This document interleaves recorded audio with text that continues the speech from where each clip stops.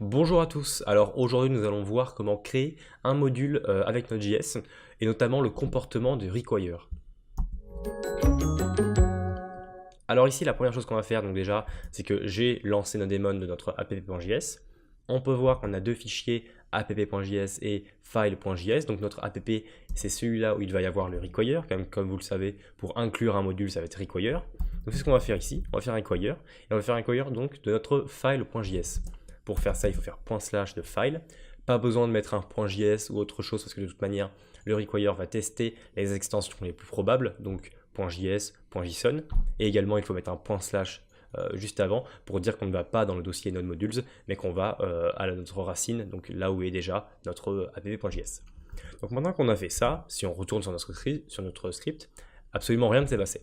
Si on va dans notre file.js et qu'on fait par exemple un console.log de OK, tout simplement, on peut voir que le OK apparaît. Donc ça veut dire quoi? Ça veut dire que notre script, ici quand on fait un require, il est lu. Il est lu et il est exécuté. Donc simplement en faisant un require, déjà, on voit qu'on peut inclure un autre fichier dans un fichier. Maintenant, je vais faire autre chose. Je vais définir une variable que je vais par exemple appeler, ou plutôt une fonction que je vais par exemple définir par sayHi, ici. Je vais faire un sayHi, ce qui va être un console.log de hi.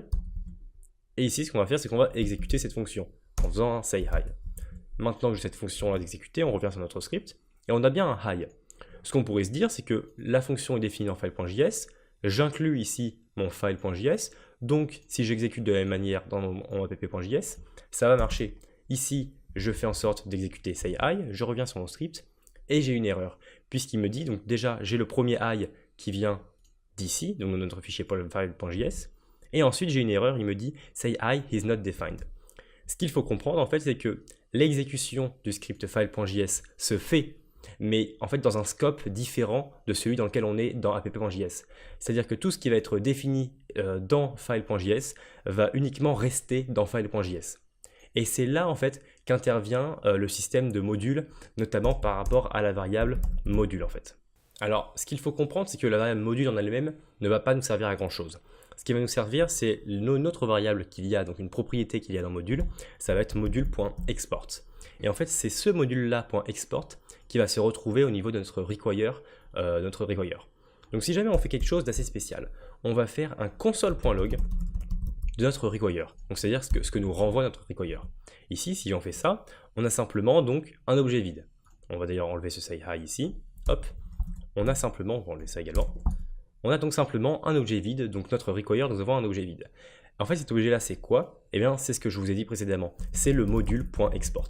En fait, le module.export, c'est l'objet qui va être envoyé dans le require. Pour prouver ça, on peut simplement rajouter ici une propriété, par exemple une propriété A qui va valoir 2. Si maintenant, je reviens sur mon script, j'enregistre, je reviens sur mon script, et donc j'ai bien ici, un objet avec une propriété A qui vaut 2.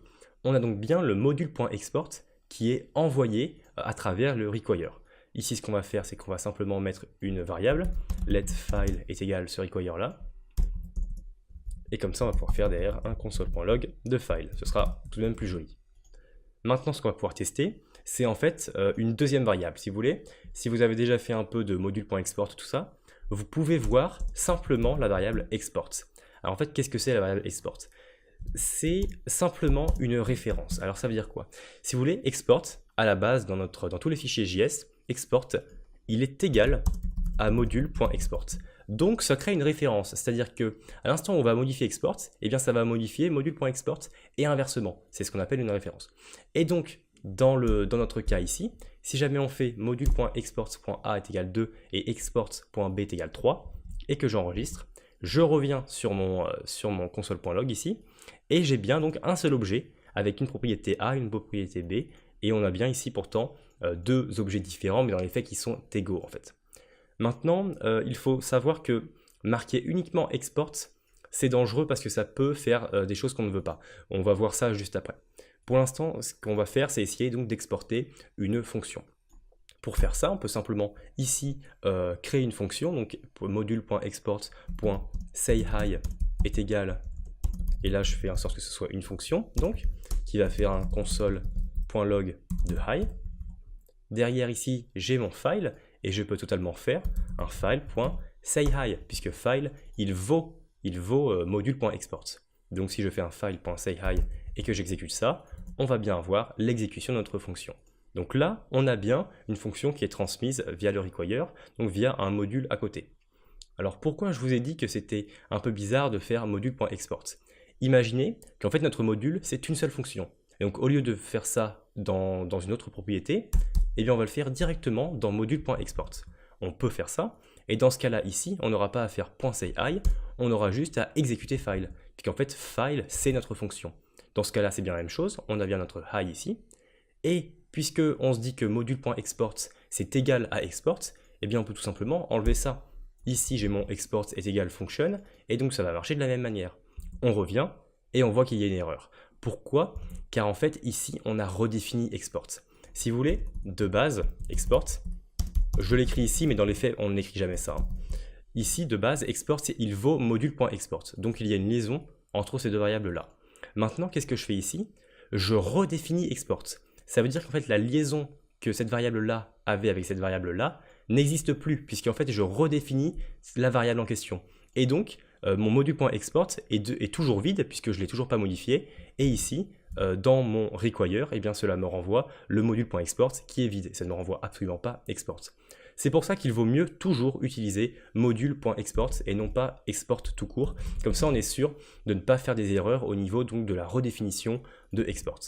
En faisant simplement ça, donc j'ai bien mon hi ici, et je peux même créer donc différentes fonctions, etc. et faire plusieurs choses. Donc voilà, c'était un peu les bases de la compréhension au niveau du système de modules. Donc comme ça, on a pu comprendre require et on a pu également comprendre les modules.export. J'espère que vous avez apprécié cette vidéo. N'hésitez pas à regarder d'autres vidéos de la chaîne et à vous abonner. Et également d'aller sur notre site web pour avoir plus d'informations sur tout ce que l'on fournit. À bientôt.